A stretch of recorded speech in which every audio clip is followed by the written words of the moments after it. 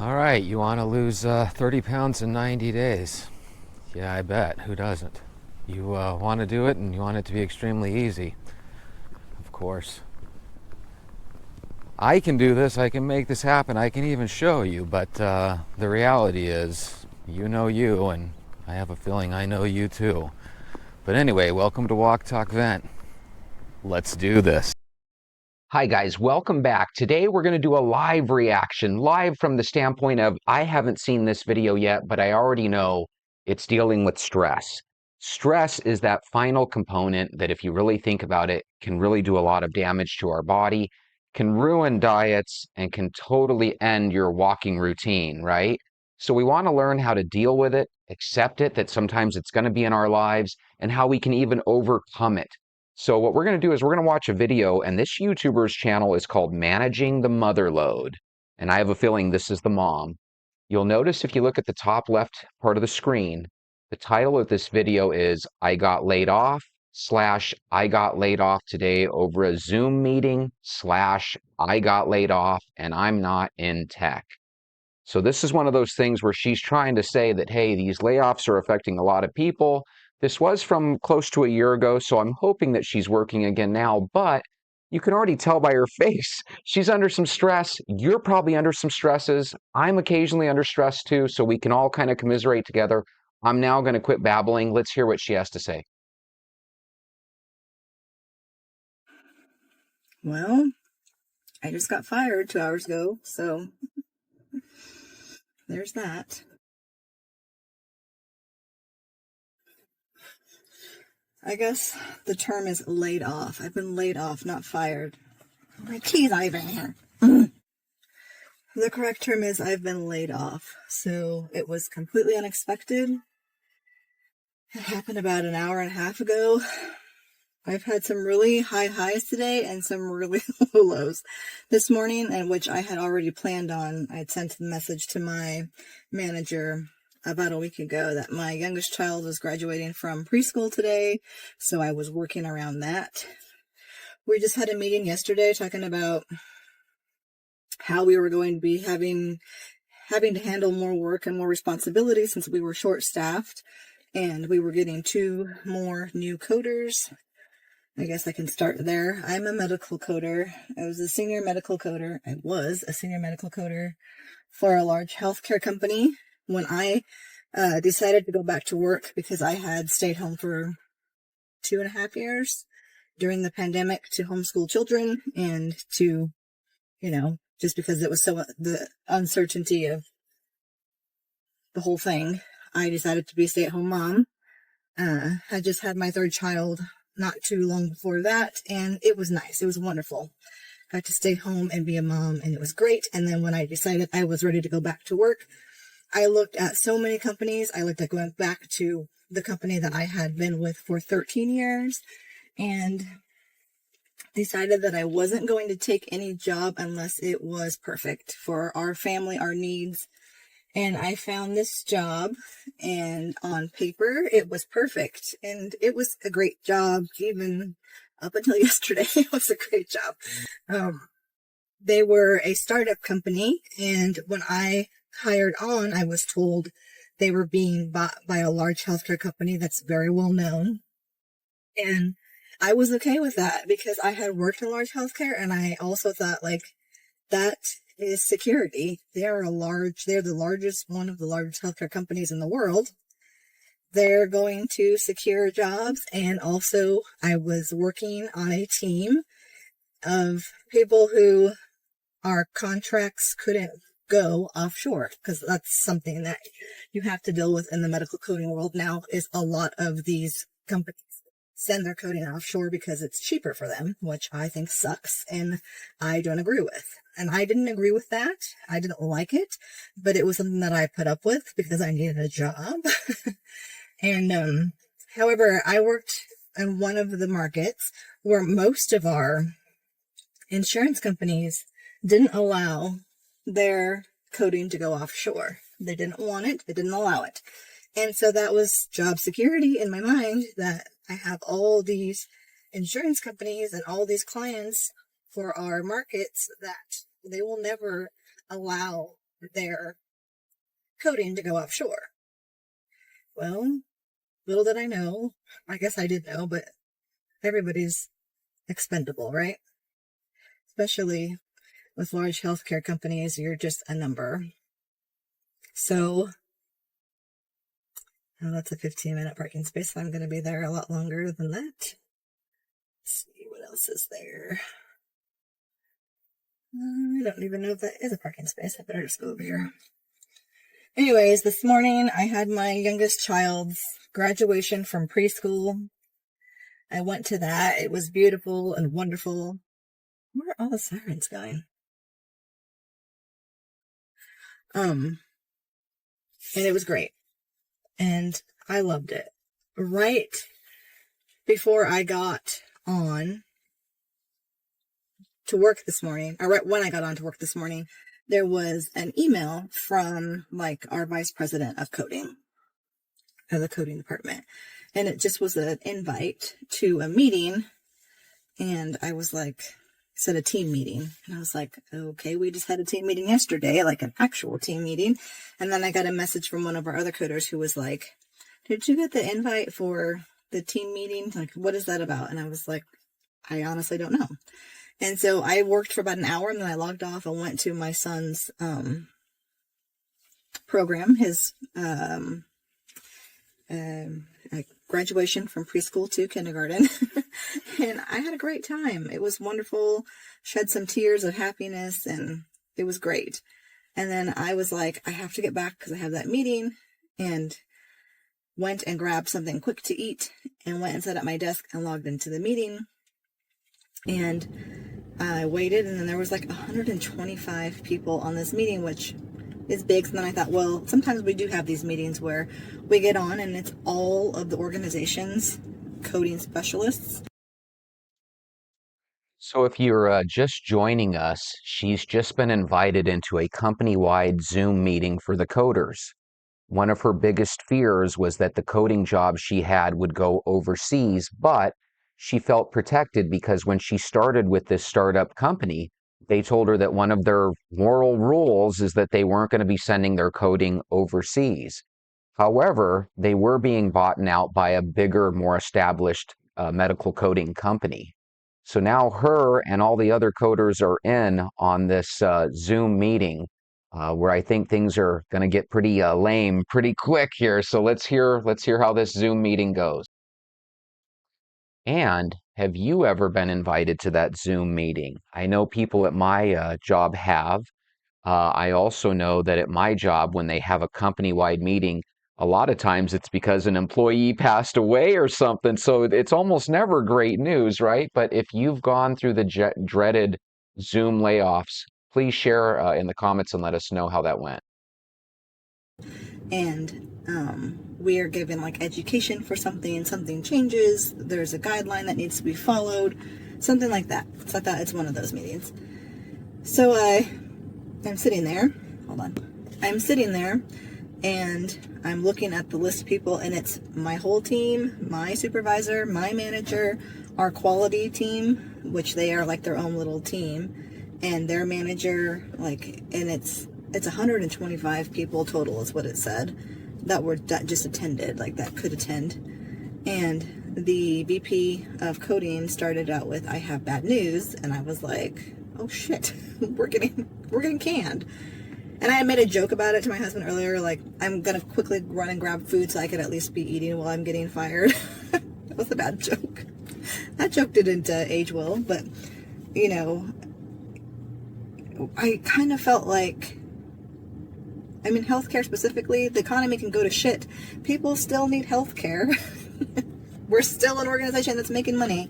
I don't get it, and I don't agree with it, because the large healthcare company just line their pockets, and that's what they do.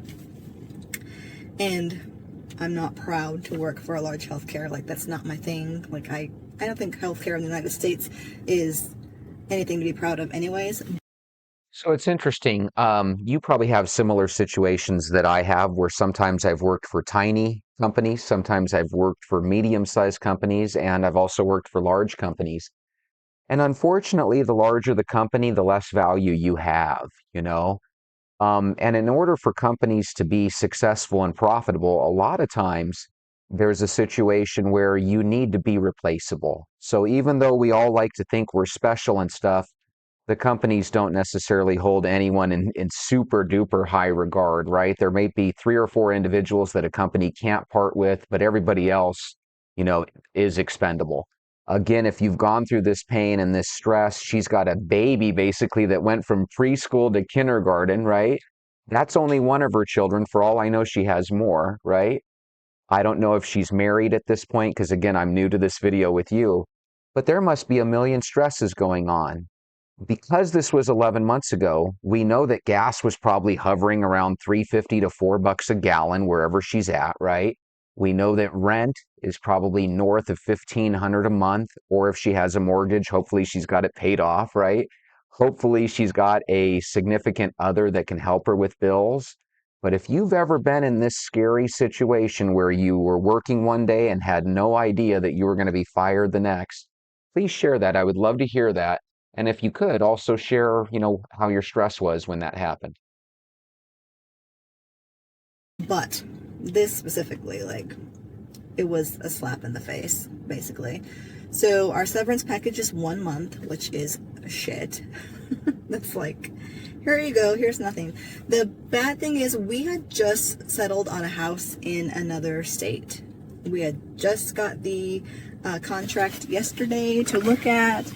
We had just met with the people. This was just like perfect. The house was perfect for us. It was going to be more expensive than what we're paying for here, but for the area, the school, the elementary school is a 10 out of 10. The high school is a 10 out of 10. Like, it was kind of perfect. We've been there before on vacation and we loved it. We fell in love with the town. Like, we thought, this is it. We're moving in a month. And then this happens. I have no employment. We can't afford to move. So, yeah. What a nightmare. Again, in case you just tuned in, because she works from home, people that work from home are able to literally move all around the country, assuming that it's okay with their business, right? Apparently, with her business, it would have been or her job, excuse me, it would have been completely okay for her to move because she said she was going to move out of state. With her and her husband's income combined, they had enough to make the new house work, right? This is their little dream, the dream neighborhood. And now, just at the snap of a fingers, everything falls apart. When you're going through miserable times, and when I'm going through miserable times, because sometimes there's suffering in this world, right? We need to know that everybody goes through tough times. It's not the world is against us. I think the world has challenges for everybody. And if you can just try to remember that, it makes it a little bit easier. That's why I always tell you on your walks, let's be proactive. Pretend like your job is going to can you in the next week or two. What would you do if you had advance notice? How would you take advantage of that? Get your ideas down on paper, solidify them, have resolve that this is what I'm going to do if something happens. And that way, if anything does happen, you immediately go into your plan, right? Let's be proactive instead of reactive. And yes, I'll be quiet so you can listen to the rest.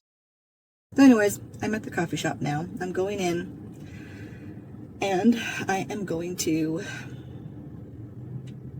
jazz up my resume and start looking for jobs. And that is what I'll be doing, I guess, until I find a job. I don't know. It's crazy. I think I'm still in shock. Like, as soon as she said it, I was like, the shock set in, and I couldn't comprehend or hear like anything else she was saying. Like, I was really trying to force myself to listen to, like, she was talking about sending boxes for equipment and that needs to go back and we're going to get emails from somebody and what will happen next, and then we'll get another email, and I have no idea what the hell she said. Like, I'm in shock. I even like emailed or texted my cousin who's like a sister to me, and I was like, I just got laid off, like, with 125 other people.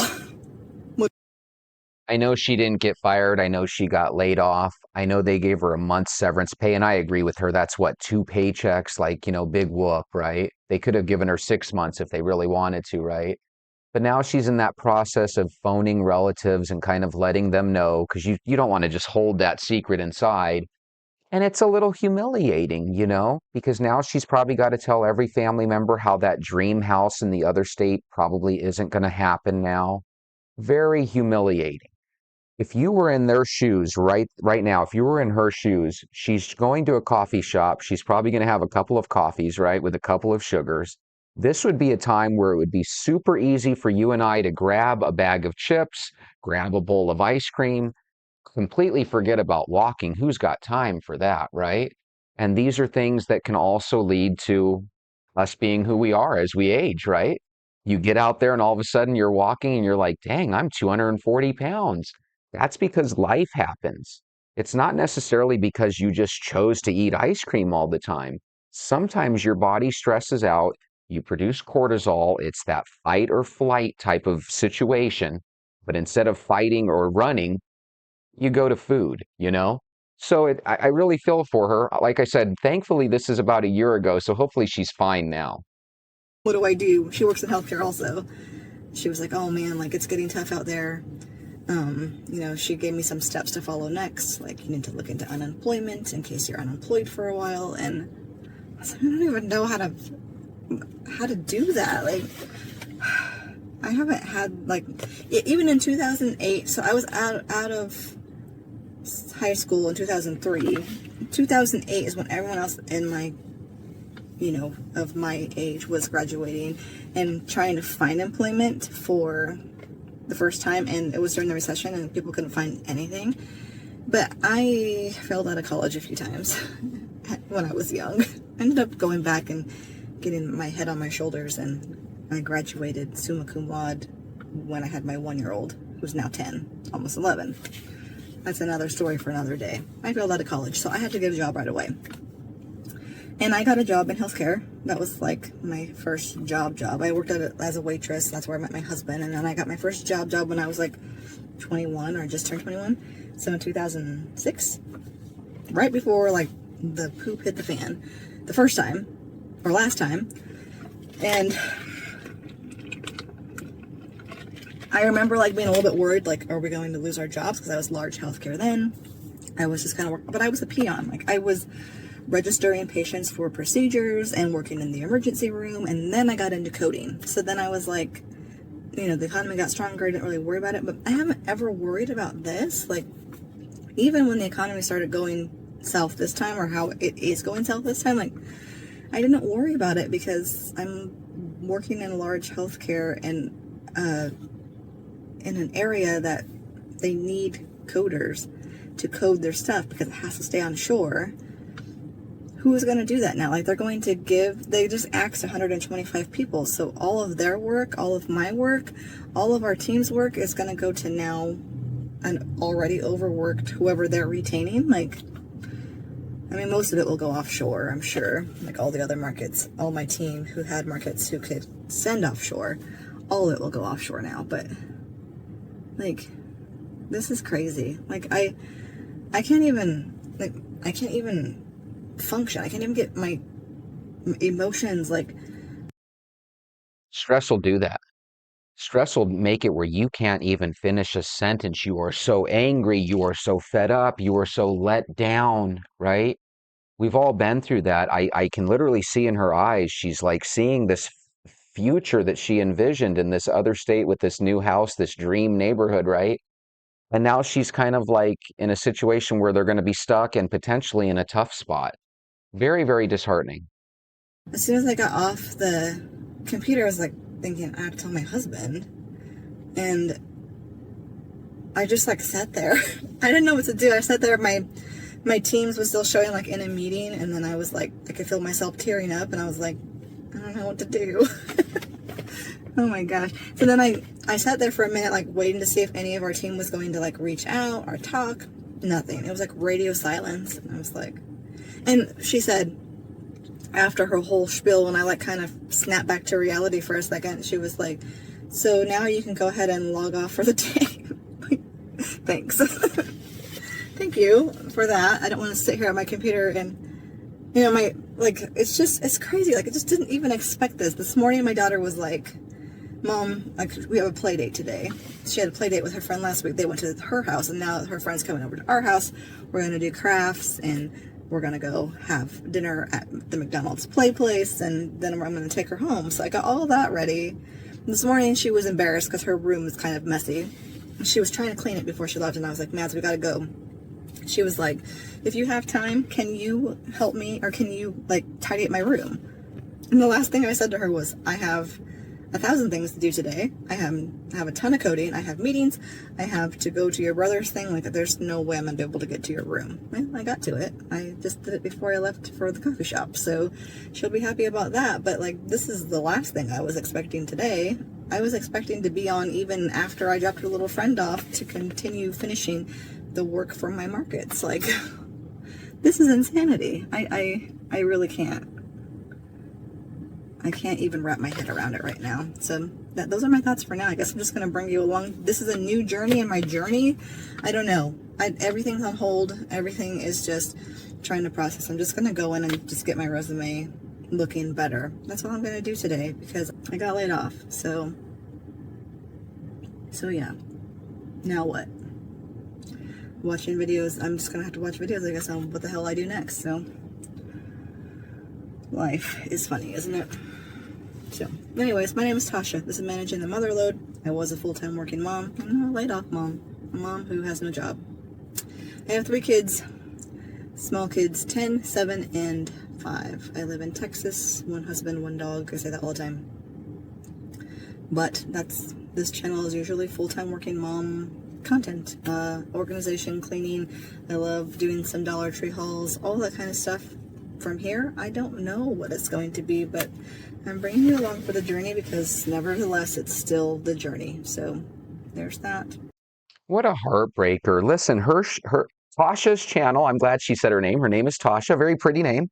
She has a channel called Managing the Motherload. It would be great if we could surprise her by going to the channel, subscribing, watching a couple videos, giving her some thumbs up, right? It's been a year, so I assume she's in a better spot now than she was then. But 11 months ago just seems like yesterday. And sometimes some people don't get right back into the workforce, right? So I'm sorry that she's going through this. The reason that we can take advantage of situations like this while we're walking is simply, like I said, to create a plan for a what if type scenario. If you've ever gone through this, though, please do share because this looks like something, she looks like almost like a loved one has broken up with her. You know what I mean? When your job leaves you and you had no idea it was coming, it just numbs you. And she's at a loss for words. With that being said, you don't need words to go grab your shoes. Let's go for a walk.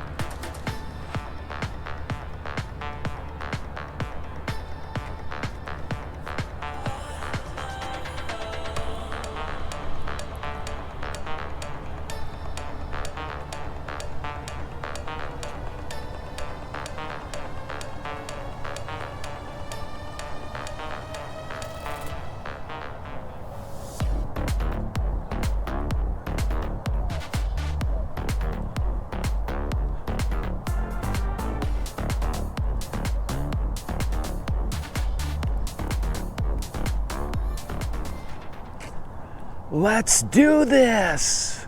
Yeah! Good morning, everybody.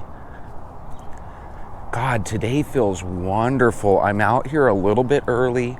It's about 6:30, 6:35 Arizona time. In Arizona, we don't observe daylight savings. So, even though we don't change our clocks here ever, I feel like we really do, and the rest of the country doesn't, because the rest of the country changes their clocks, right? So whenever you're dealing with other states, you have to be cognizant of the time change, whereas other states all do it together, so it's always the same for them, even though it seems like they're the ones, changing their clocks. I don't know what made me bring that up, but it's just weird that certain times of the year we're, on the same time as California and Oregon and Washington, and other times of the year we're on the same time as New Mexico and Colorado. Yet we're the ones that never change, so go figure. A little weird. But I do love days like this. I wish that I wish that we could just have one temperature the whole year. I know that that obviously is not going to happen because we have seasons. You guys remember our talk on seasons? We're starting to get into the middle part of our second month here. We're almost halfway done with the challenge. For those of you that are wondering if I want to keep this going after 90 days, you guys already know the answer's yes. I enjoy my walk. This is part of my life. But it's a part that, I don't really want to live without and stuff. And I just thoroughly enjoy it. I'm hoping to goodness that I fixed the problem on my camera. I apologize. Yesterday's show, you might think it's like a drug trip because the background's wobbling, and I just had it on regular lens mode instead of wide. So that was a little disappointing. So instead of going full out with my normal UFOs and music and stuff, I was just like, I'll put this together with an apology and hopefully make up for it today. Yippee! How's your guys' happiness? I know that sounds weird to say, but do you guys feel happier now that you're walking? Do you guys feel happy telling everybody good morning and, giving thumbs up to each other's comments? Is that something that you enjoy? I feel like we have a little club. I feel like every day we've got a bunch of people on YouTube that get together and say hi to one another. That's really awesome. I really like that. I look at comments on other videos, predominantly the big videos, because those are the ones that I enjoy, right? And on the big videos, and I'm talking other YouTubers, not mine, their comments are all different. They're all related. They all give each other thumbs up, but they're not really communicating with each other. When I read my comments, it looks like half of you guys are communicating literally with each other. Hey, good morning, Elaine. Hey, good morning, Mala. Good morning, Lily. How are you? Fun stuff. Terry, how are you? Sheila, Sherry Ann. You guys have all gotten to the point where you know each other, and I don't think you guys have videos that you're watching of each other, But I feel like some legit friendships are happening, If you find yourself becoming friends with other people because of this channel, please let me know. I think that's the one cool thing about all these people that walk in the neighborhood. Am I their friends? Not necessarily, but I say hello and good morning to them and stuff. And I know deep down in my heart that I probably could be friends with all of them. Whenever you have something in common, like walking, that's a big thing, I don't know where we got in this society where we started thinking that walking wasn't necessary. And the reason I bring that up is for the same reason I talk to you guys about it all the time. When I walk, even though I have a really nice neighborhood to walk in, right? There's a couple of parks, there's a couple of schools to walk by. People just don't.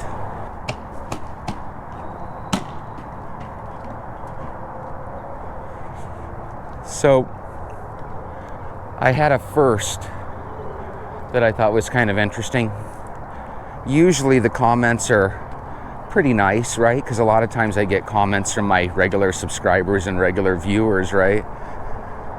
But I finally got a subscriber that I think was a vegetarian or vegan.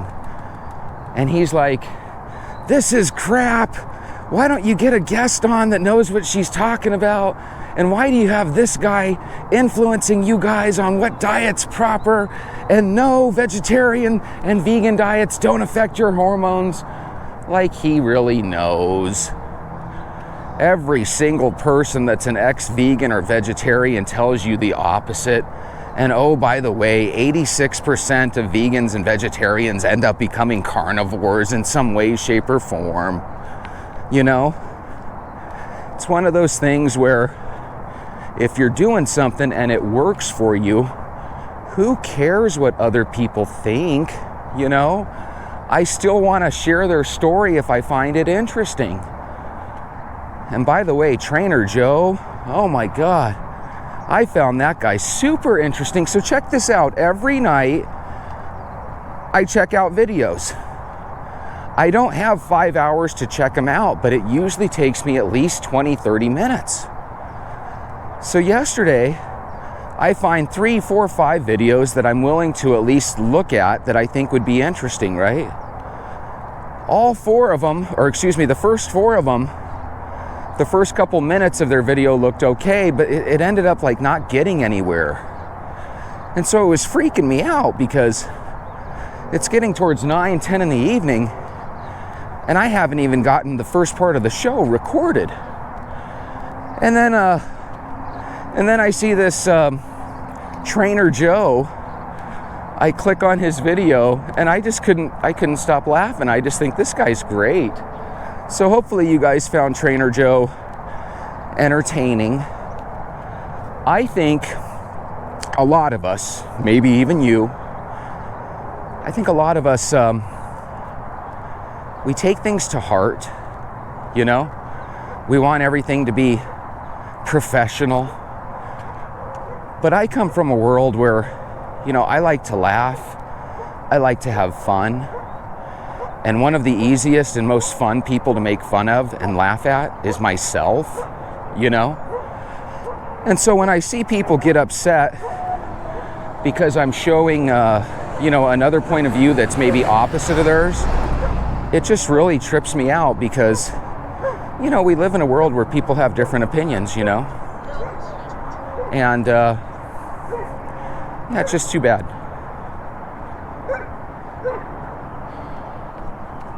There's one of the people in the neighborhood here that has a dog that just loves barking. Loves barking. So I'm going across the street, so hopefully you guys don't hear it as loud.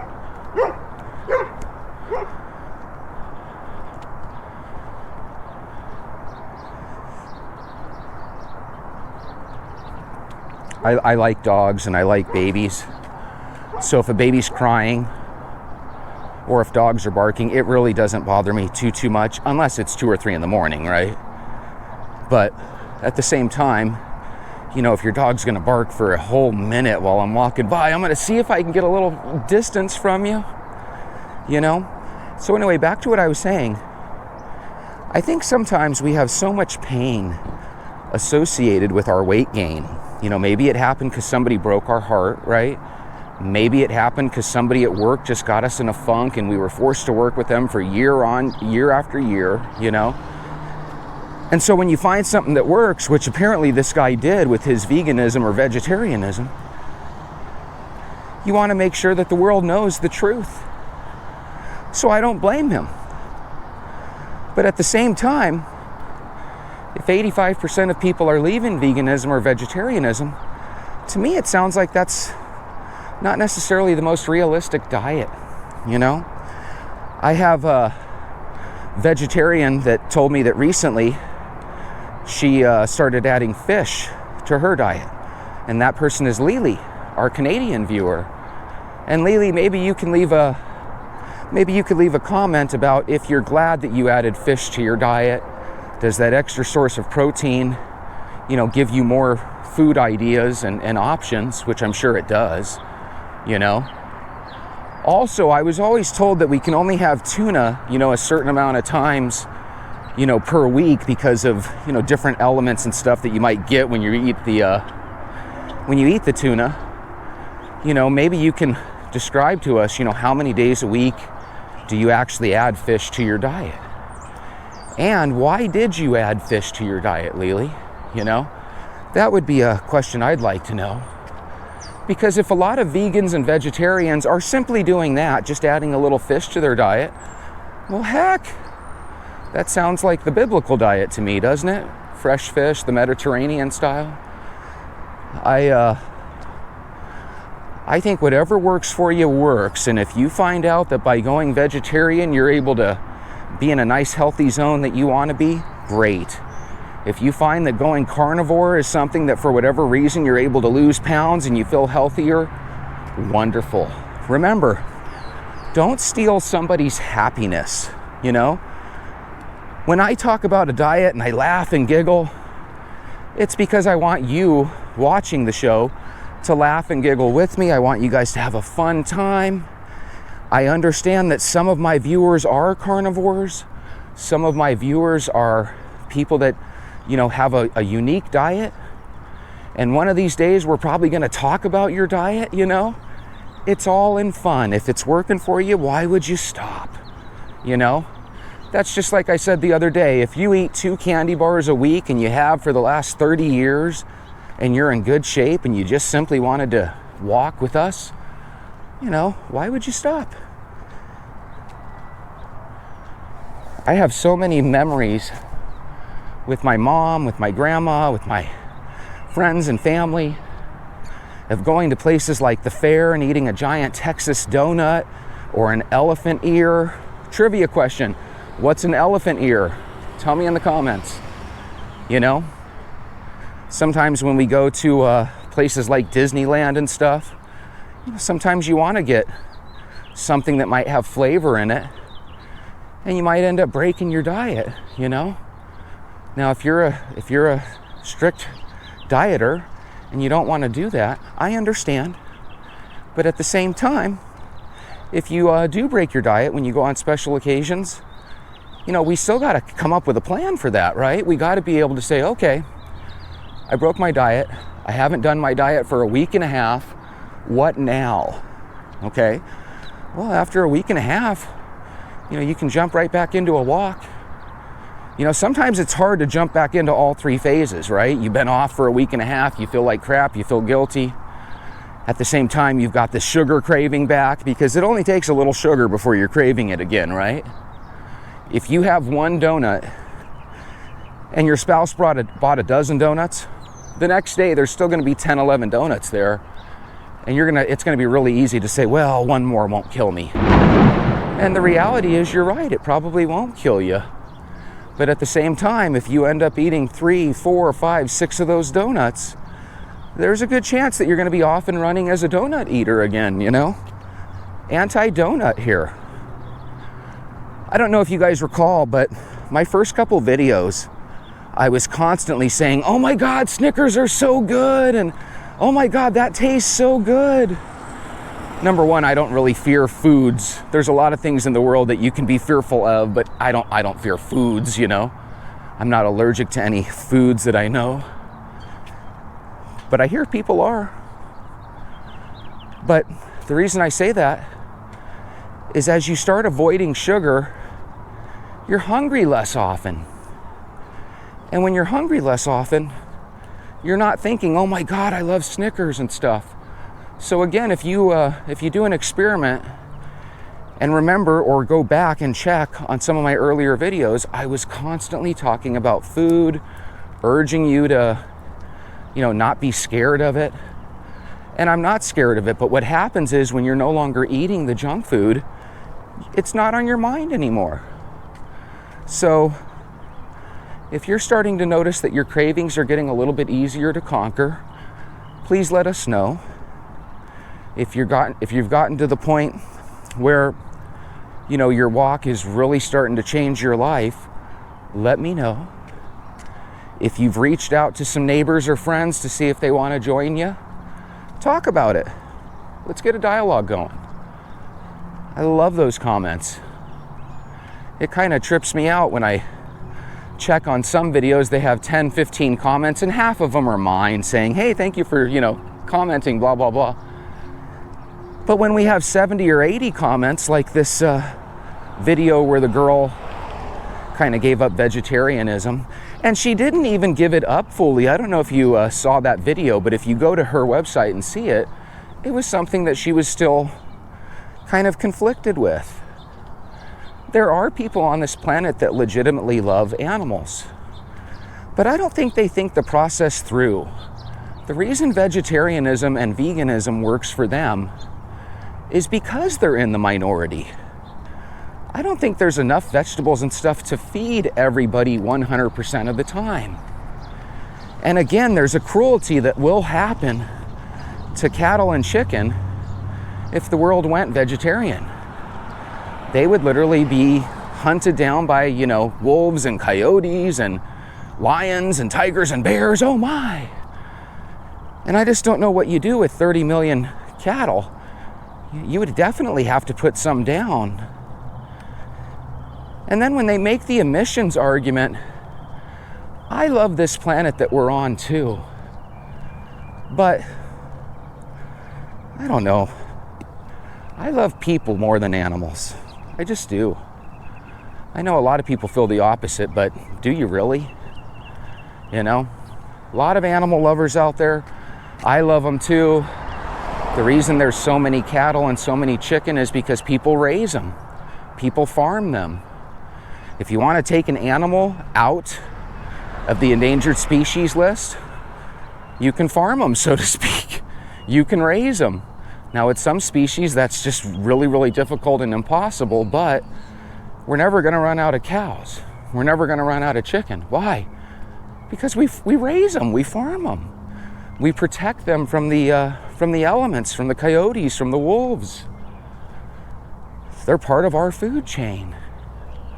No different than when ants herd up aphids. You remember that movie Ants, where like the aphids give them like a Mountain Dew drop, right? And they're like, "Wom, wom, wom."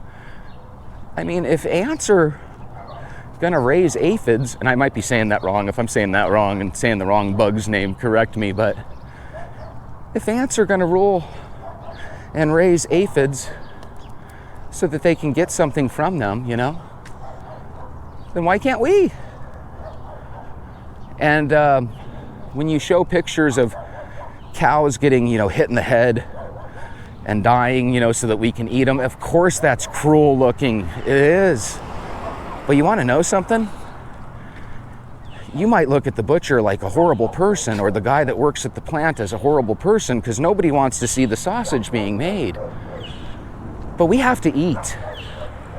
We have to eat. And not everybody wants or agrees with your diet. So that's something that as people, we have to learn to kind of get along together. And this goes for all parts of life. If you're religious, you have to learn to get along in a world where not everybody is religious. And believe it or not, some people have a religion that kind of goes against yours. That's just the way life is. You're not going to solve that. You know, if you're a vegetarian, there are some people that believe in a diet that is completely opposite of yours. And if you're a carnivore, you have to understand some of us have a real issue with the idea of, wow, this is going to raise my cholesterol. And then you get an argument from the carnivores that say, no, it's not because of this, this, and this, and LDL is not, it's not represented the correct way, and things aren't what they appear. You know, maybe you're right, but just respect the fact that other people don't necessarily agree with you. If somebody has a doctor that's anti-carnivore, and they've been with their doctor for a number of years, you know, in a way you have to kind of say, hey, I'm going to leave this doctor to go for one that maybe believes in the carnivore diet. And it might be hard to find doctors like that. I'm not sure. I don't consider the 2 or 3 YouTube doctors that espouse the carnivore diet necessarily as global authorities. Do you? There's a video, and this might be, I think I'm going to show this video soon. There's a guy that actually takes all the health gurus and he shows you how and when they died and what age. And you want to know something crazy? I'm going off the top of my head here, but I believe Dr. Atkins died in like his late 70s. Anybody could have made it to their late 70s, right? There's vegetarians and other people in there that died in their 40s, 50s, 60s. What does that mean, Jesse? It means that everybody has an expiration date. And your job in life is to try to expand that expiration date out, right? To delay the inevitable, to fight the good fight. And if you solve one thing like your weight loss, you're going to find another hurdle that you're going to need to overcome. There's always going to be something, okay? So what you can do is you can try to take control of yourself, because you're never going to be able to control anybody outside of you. And if you do have a control of people outside of you, it might not be in a good way, okay? Now, I know that my words are going to go in one ear and out the other, but I want them to go in one ear and be stuck inside of you. Be stuck at the other.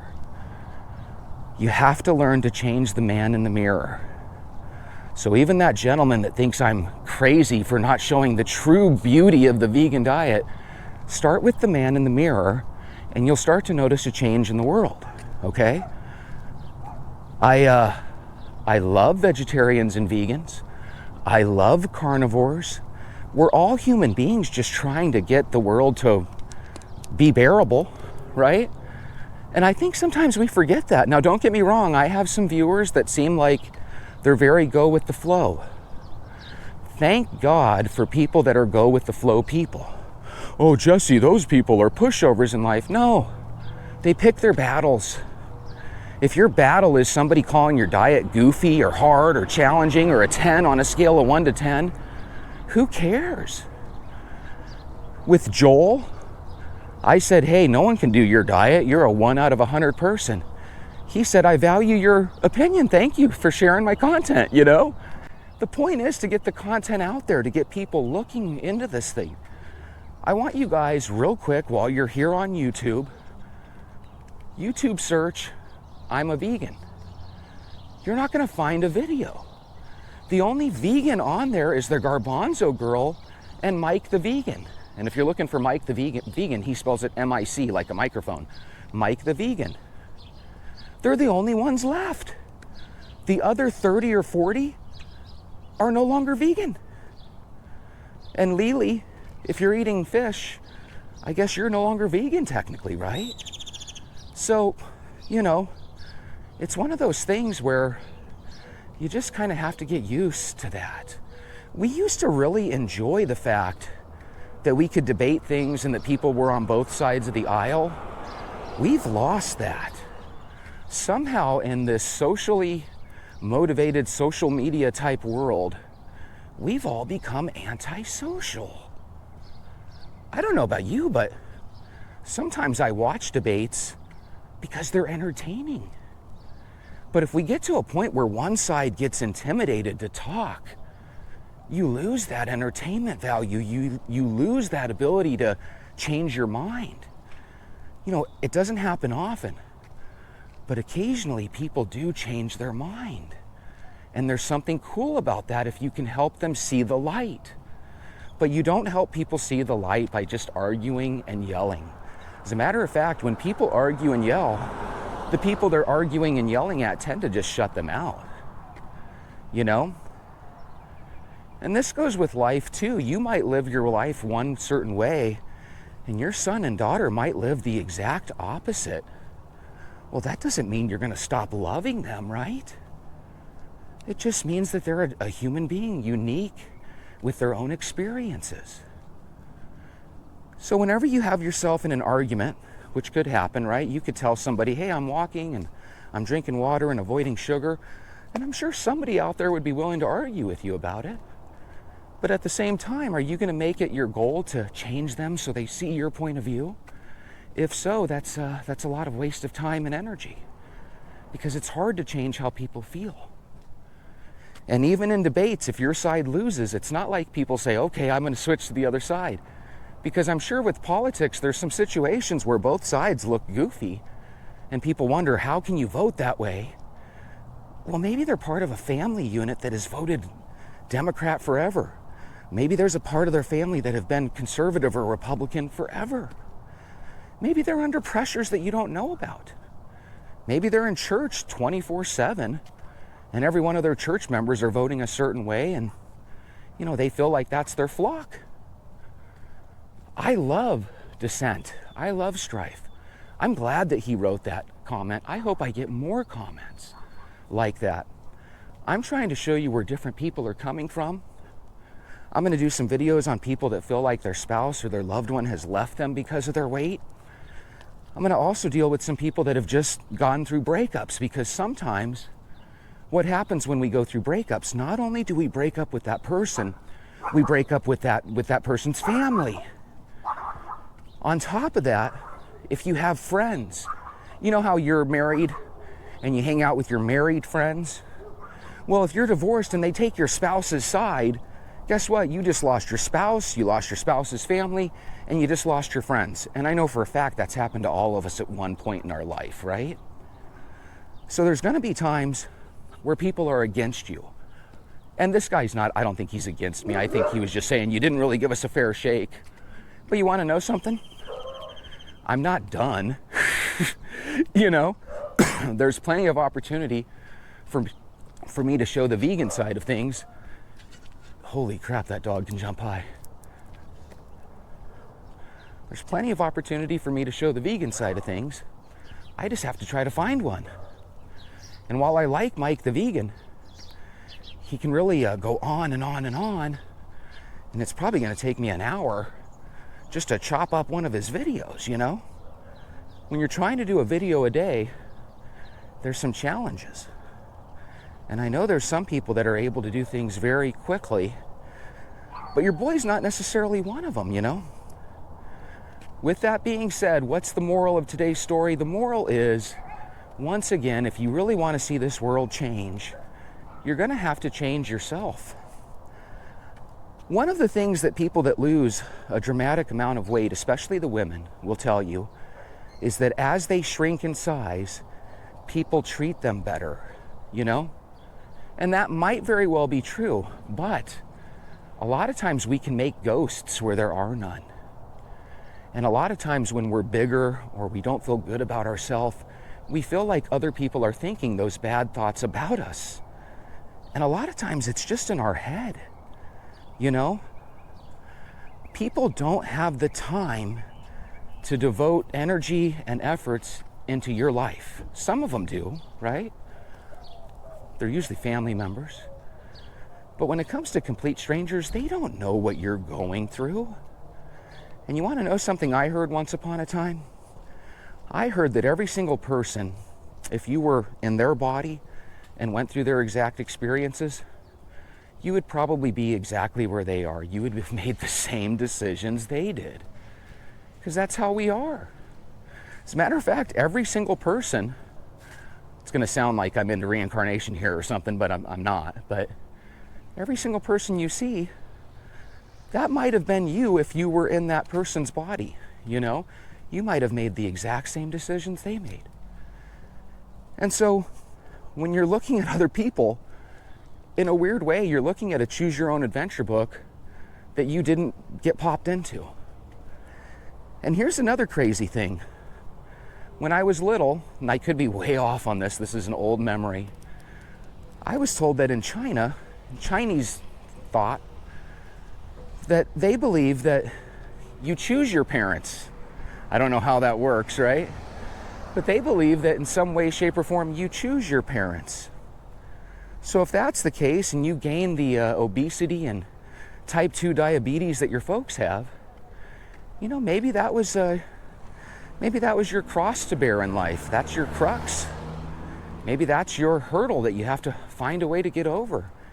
Maybe everything in this world is some sort of cosmic test. How do you handle things? Are you able to acquire friends, or does everybody hate you?